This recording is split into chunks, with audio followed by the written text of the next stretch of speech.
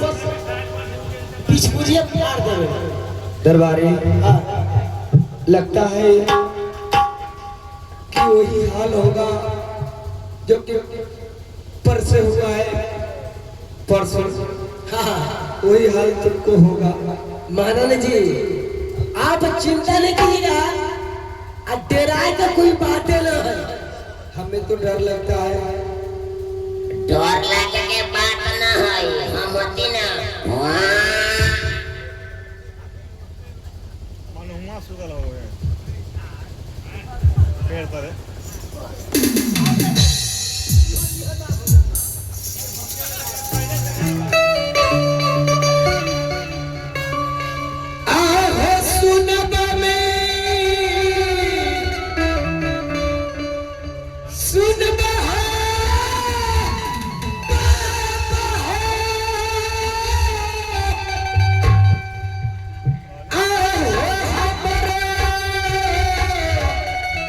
आप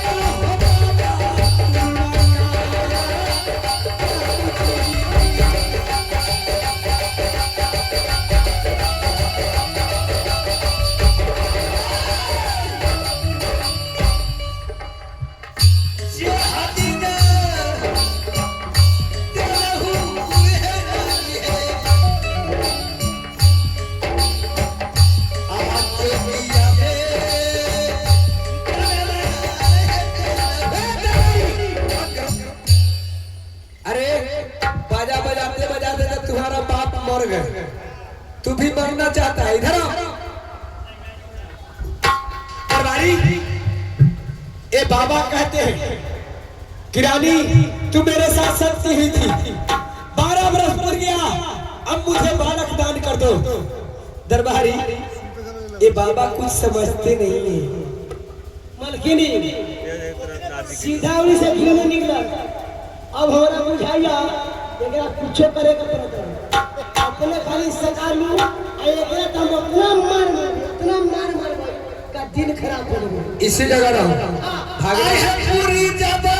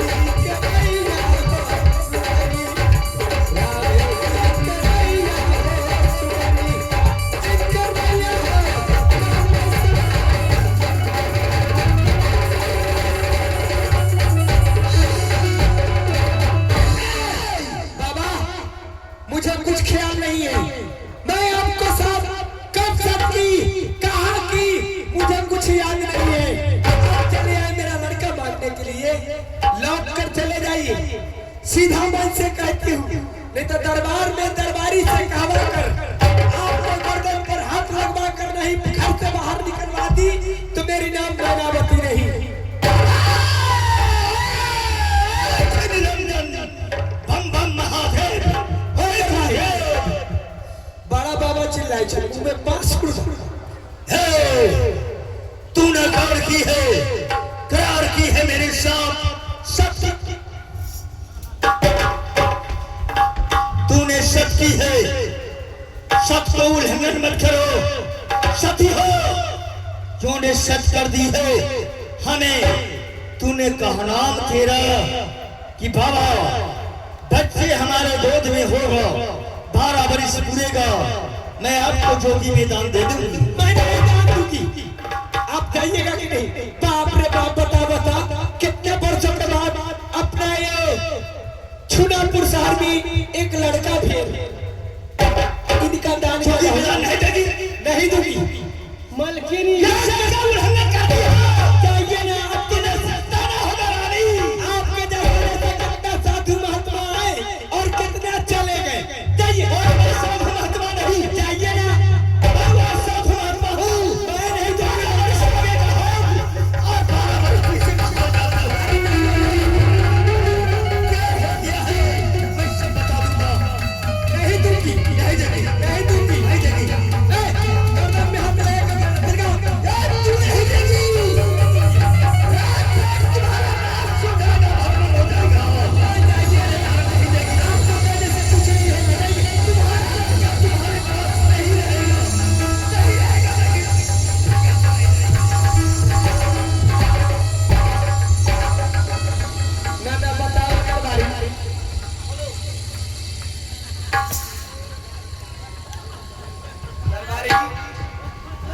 हेलो, इस बाबा का चक्कर में हमें कितना बर्बाद है। सुनो ना, तू कब से आनर हो गया? आनंद के बात नहीं, बुढ़वा के मारे के चक्कर में दीवाना फैल गया। लोल फोड़ दिया ना। अरे नाच उमर है रे। आँख से तो तुमको सुझा रतौनी हो गया है, रतौनी का इलाज करवाओ। दरबारी बाबा कहता है महारानी लड़का दे दो, लड़का दान कर दो, मैं इसको देख कर संतोष करूंगी। बोल के कहेंगे तुम्हारा लड़का तुम्हारे पास नहीं रहेगा। अरे मेरा लड़का है मेरे पास नहीं रहेगा तो किसके पास रहेगा? बुढ़वा के मार के बेगला के लिए अब कोई टेंशन ना, अपने के बेटा अपने के पास में है। मंत्री जी के बोला, मंत्री जी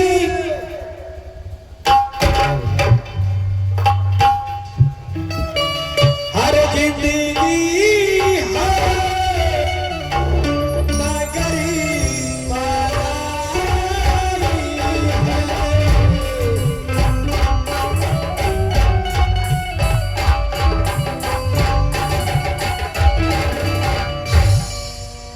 मंत्री जी हम बोले अब तो लड़का हमारा 12 वर्ष का हो गया। हाँ, स्कूल गया है पढ़ने के लिए, जरा दरबारी से कहकर उसको स्कूल से बुलवा दीजिए, मैं उससे कुछ बातें करूंगी। दरबार तुम तो मार साहब के नंबर रहता है। मास्टर के नंबर हाँ, हमारा मोबाइल में है, फोन करो यहाँ से। फोन कर दे। क्यों? ये राजा गोपीचंद है, अच्छा, स्कूल से छुट्टी लेकर चलाएंगे।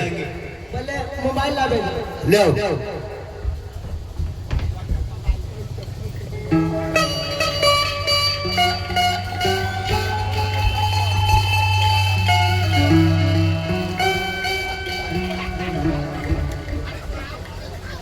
मास्टर के नंबर पूछना था। के मोबाइल सीधा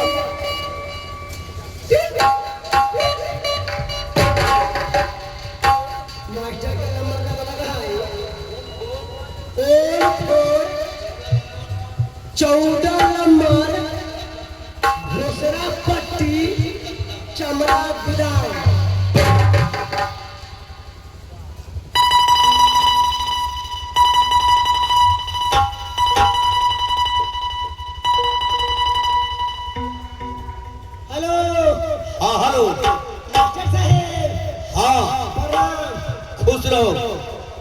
जल्दी से ना गोपी जन मालिक के जल्दी बैठाओ। अभी कोचिंग पर है। मास्टर साहब बोलो। आई निहा खल गई है आई संस्कार गई उनका माय बोलबई छै। ओ दौड़ा लेके जाना है। हां दौड़ा लेके। ठीक है, मैं छुट्टी दे रहा हूँ।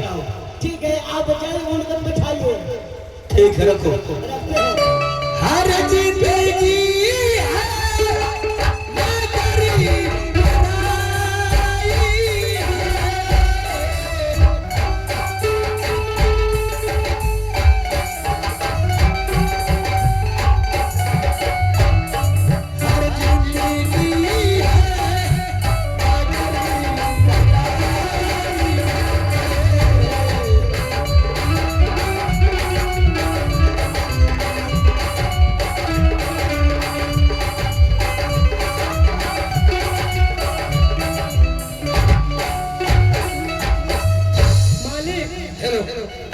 आपको माता जी बहुत देर से याद कर रहे हैं और आपको बुला रहे हैं। क्या हाल है?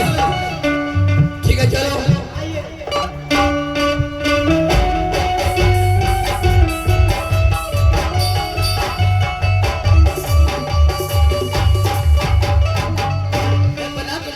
खुश रहो बेटे। ये बताओ स्कूल का समाचार कैसा है? ठीक है, पढ़ाई वढ़ाई ढंग से करता है ना? हमसे होता है माँ। लेकिन माँ, आप इसलिए हमें बुला ली स्कूल से। देखिए, एक बात पूछूं आपसे? ठीक है, पूछो बेटे। ठीक है, सुनो।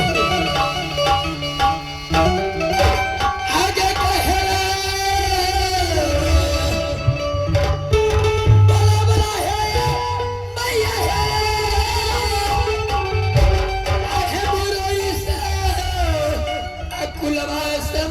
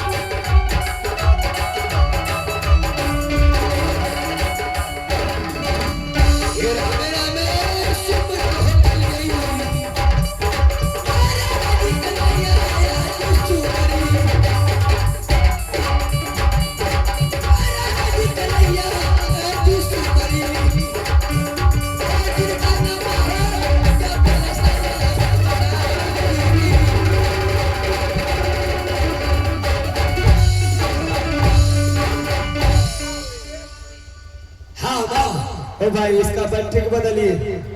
आओ बेटे बैठो, बैठ जाओ।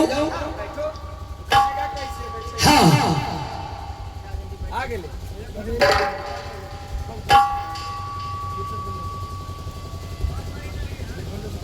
त्रिपाल भाई लवा की तरह घर में ढुकिया हो, अंधेरे में तो बातें खत्म करो, ऐसी काम हो जाते हैं।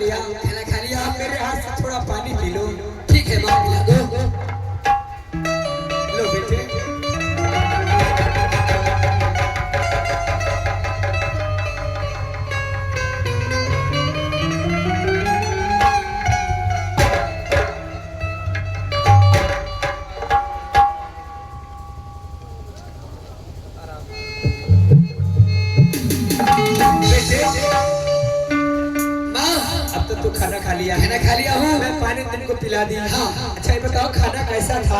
अच्छा खाना खाना बहुत अच्छा खाना था। लेकिन माँ खाना खिला दी और पानी भी पिला दी तू, लेकिन आज थोड़ी देर के लिए हमें बिस्तरा बिछा दो कि मैं आराम करूंगा। क्या बेटे तू आराम करेगा? हाँ ठीक है बेटे तू आराम कर लो, उसके बाद तू स्कूल जाना पढ़ने के लिए। ठीक। जब तक मैं घर के काम कर लेती हूँ। ठीक है माँ। ठीक है बेटे। ए दरबारी बिठाओ लगाओ।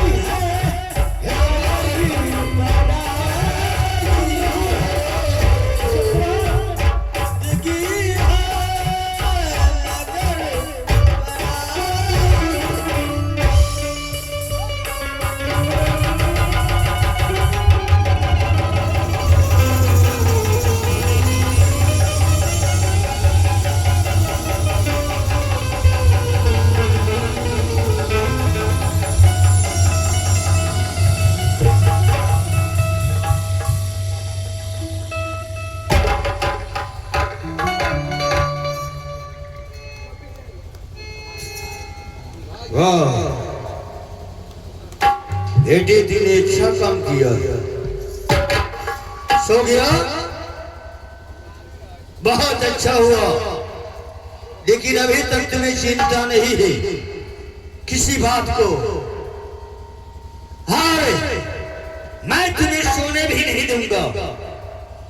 तो सो गया नींद से, मैं ऐसा सपना दूंगा कि उठेगा तू चाह के, तू चाह के उठेगा, माँ को पुकारेगा, माँ तुम्हारी आएगी।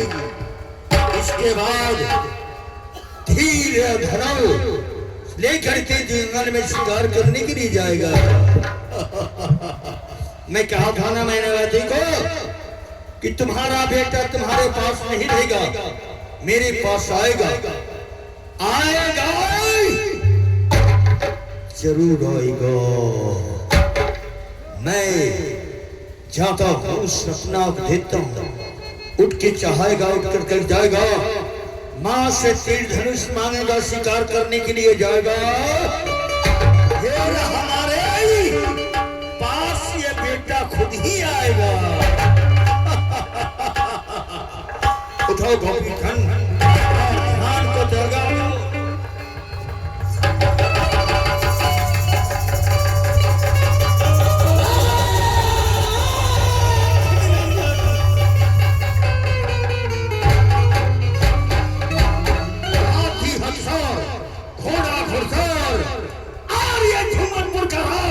पूरे में आग लग गया।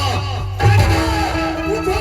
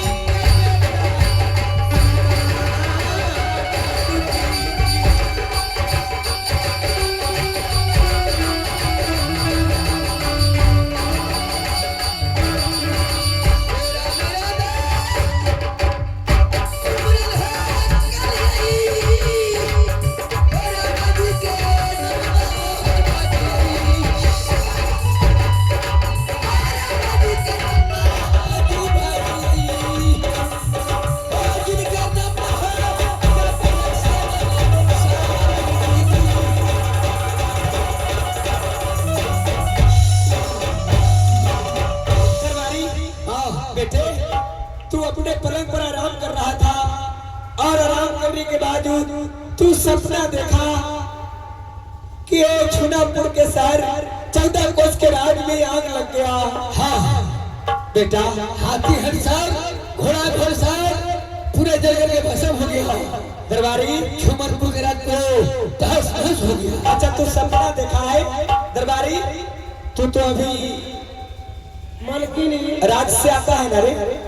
सपना देख रही नहीं माले।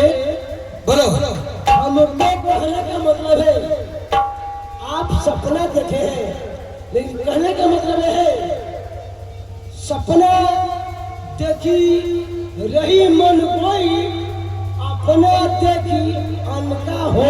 बेटे सपना कभी अपना नहीं होता है। आप अपना देखे हैं हाँ अपने राज के लिए, लेकिन कोई दूसरा राज में होता होगा। हाँ बेटे छोड़िए, खाना खाइए और पढ़ने के लिए स्कूल जाइए। ठीक है माँ, लेकिन आपसे कुछ कहना चाहता हूँ। क्या हमसे? हाँ ठीक है कहो बेटे।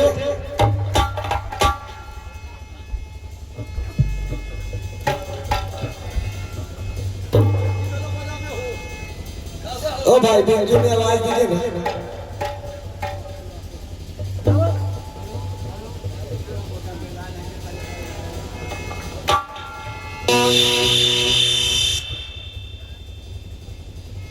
ओ नगारा उगारा का सबका आवाज ढोलक वोलक के कट गया।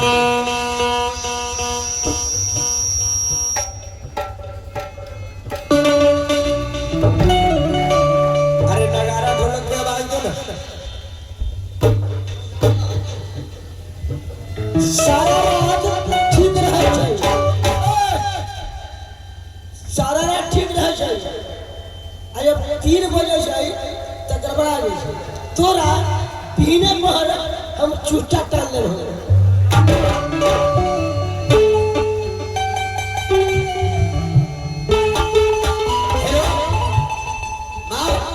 हाँ बेटे कहूँ कहो बेटे।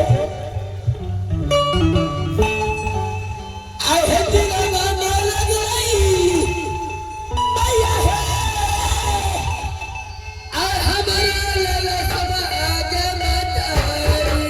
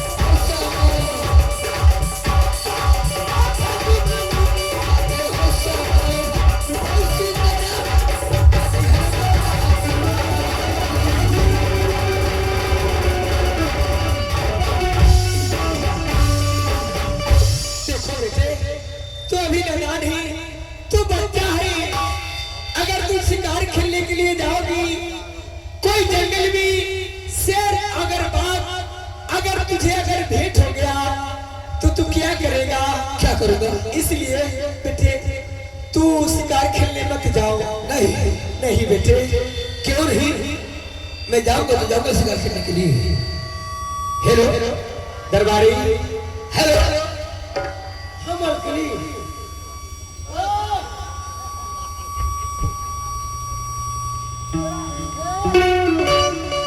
हेलो हेलो,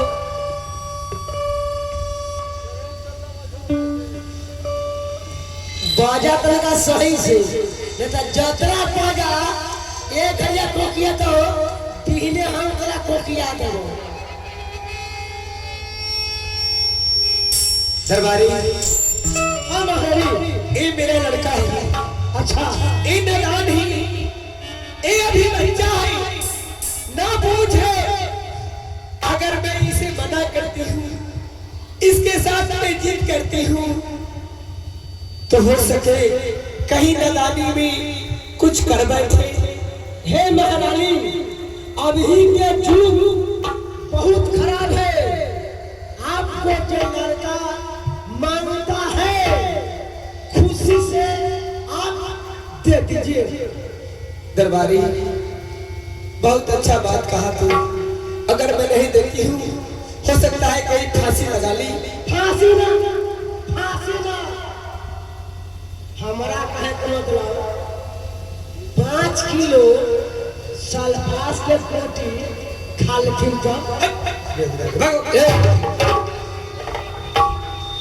ये जो तू इसको इशारा करके धरे हुए रहता है, किस लिए? हमारा बराबर आए है। देह में दम नहीं है, आरती नहीं है। क्या बेटे तू शिकार खेलने के लिए जाएगा? हाँ माँ, सुनो, मैं तुझे तीर धनुष देती हूँ। ठीक है बात है, सुनाइए। जो भी कहना है साफ साफ कहिए।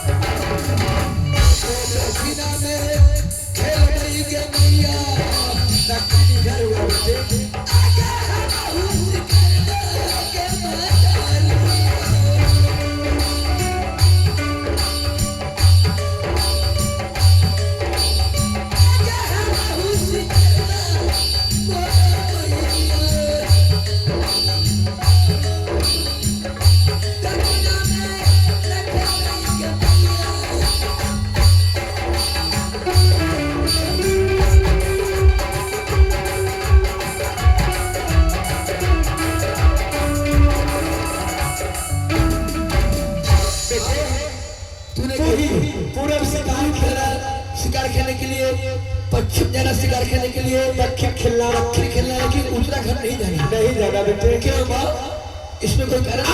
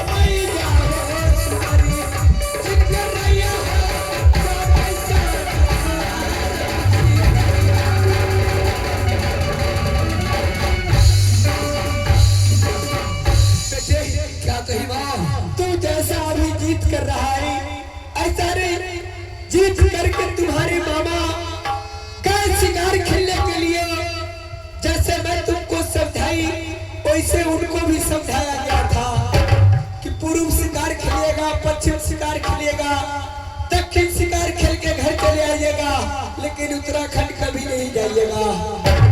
और जीत मानकर उत्तराखंड शिकार खेलने के लिए गए, 12 बरस पूर गया, अभी तक तुम्हारे पिता और तुम्हारे मामा लौट कर नहीं आए बेटे।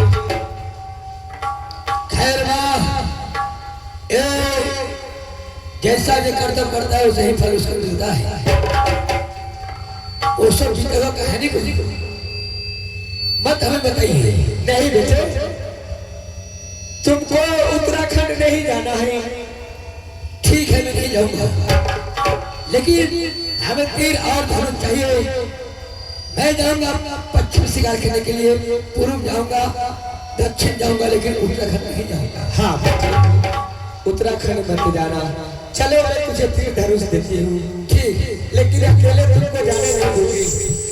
तुम्हारे साथ भी मंत्री को मैं साथ में लगा देती हूँ, वो जाएंगे, तुम बचेगा नहीं। ए भाई ठीक है माँ, तो मंत्री साहब को बुलाइए। मंत्री जी,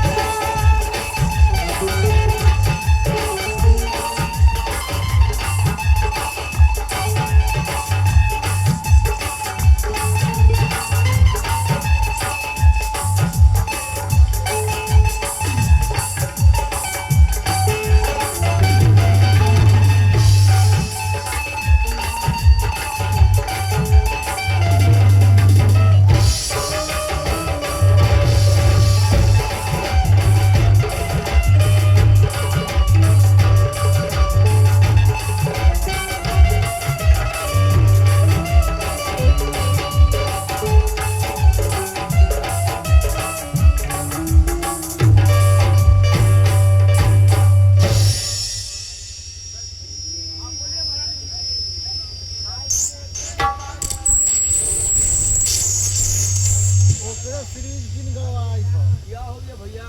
ओकरो सीरीज भी ना कहीं करवाए। एगो ता नाट वाला बात रहले हो, तू आगे कर।